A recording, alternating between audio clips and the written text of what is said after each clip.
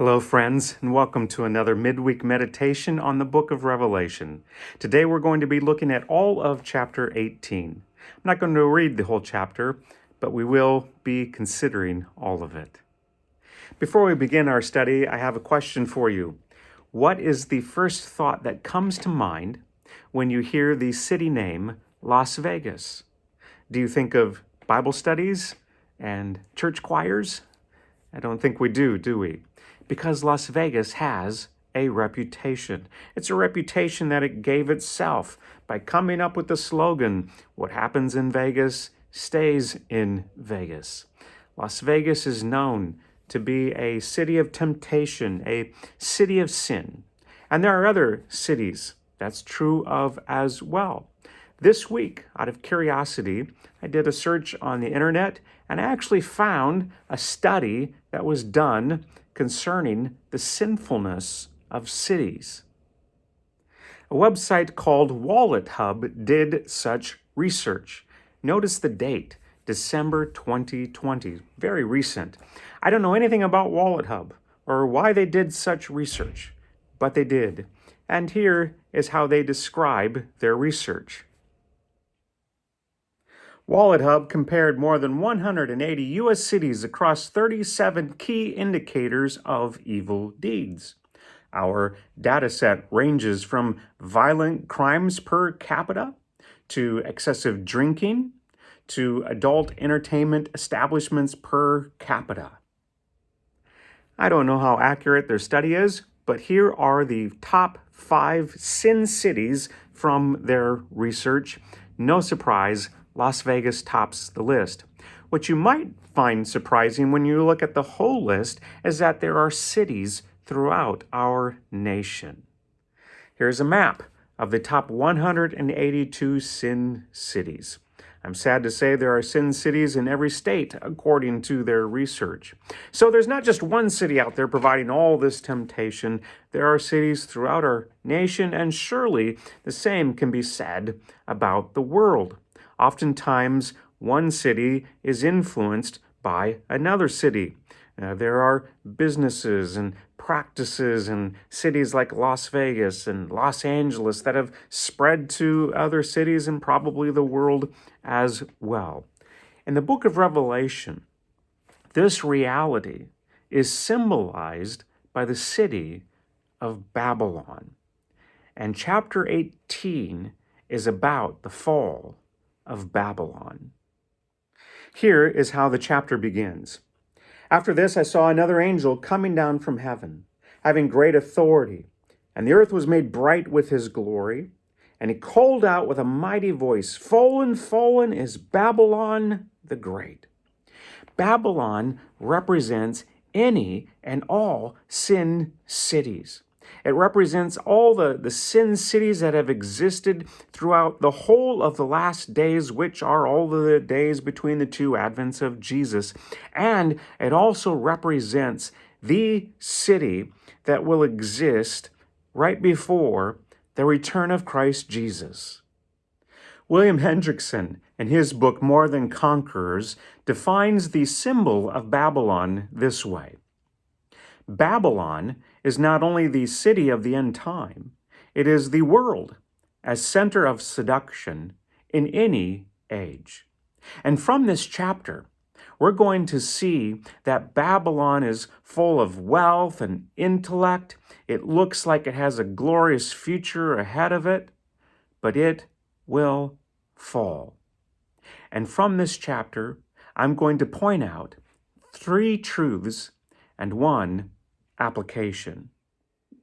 Truth number 1, Sin City is full of demonic activity. Verse 2 says this, "Fallen, fallen is Babylon the Great. She has become a dwelling place for demons, a haunt for every unclean spirit, a haunt for every unclean bird, a haunt for every unclean and detestable beast." These verses remind us that our battle is not against flesh and blood. We are in a spiritual battle. Politicians and business leaders can be influenced by the demonic, and hence whole cities can be influenced by the demonic. This is not a truth that should scare us. It is a truth that should give us wisdom and discernment. Truth number 2, we Christians are called out of sinful cities. Listen to verses 4 and 5. Then I heard another voice from heaven saying, "Come out of her, my people, lest you take part in her sins, lest you share in her plagues. For her sins are heaped high as heaven, and God has remembered her iniquities." These verses don't mean that Christians should not live in places like Las Vegas. Hopefully, there are many Christians there declaring the gospel, shining the light of Christ. Every city needs that. These verses mean that while Christians live there, we should not be conformed to the sinful thoughts and deeds of the city. The book of Romans tells us that we protect ourselves from being conformed to the world by the renewal of our minds. And dear friends, that happens through practices like Bible study, fellowship, corporate worship, prayer. If these sources of spiritual nourishment are not a regular, consistent, weekly part of your life, I encourage you to change that. Truth number 3, all that Sin City offers will be quickly destroyed. This truth is proclaimed throughout the chapter, and I encourage you to read the whole chapter, listening for that. Right now, I'm going to read to you verses 21 through 23 that emphasize the truth with the repeated phrase, "no more." Listen for that.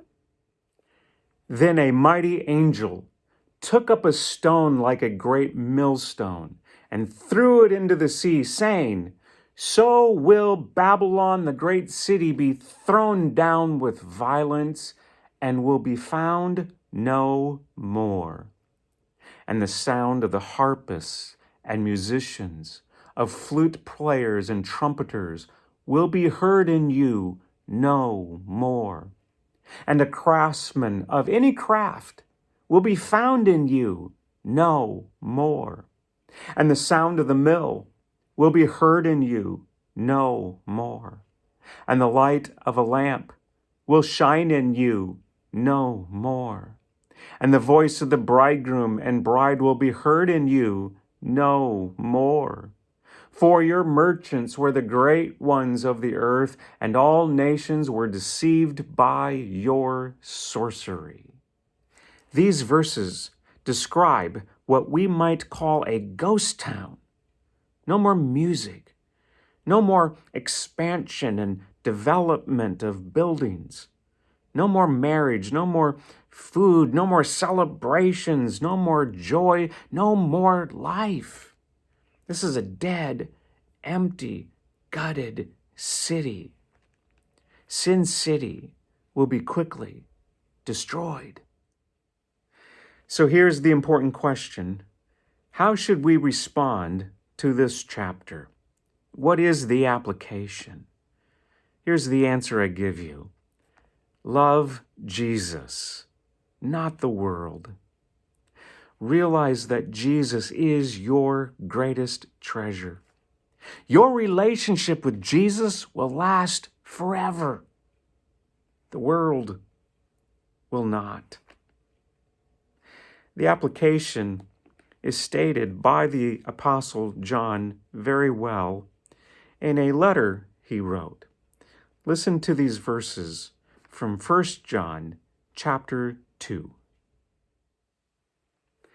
Do not love the world or the things in the world. If anyone loves the world, the love of the Father is not in him. For all that is in the world, the desires of the flesh, and the desires of the eyes, and pride of life, is not from the Father, but is from the world. And the world is passing away, along with its desires. But whoever does the will of God abides forever. As you meditate on Revelation chapter 18 this week, I encourage you to meditate on these verses as well. Actually, these are great verses to put to memory. They state the application very well. Thank you for joining me. Have a great week.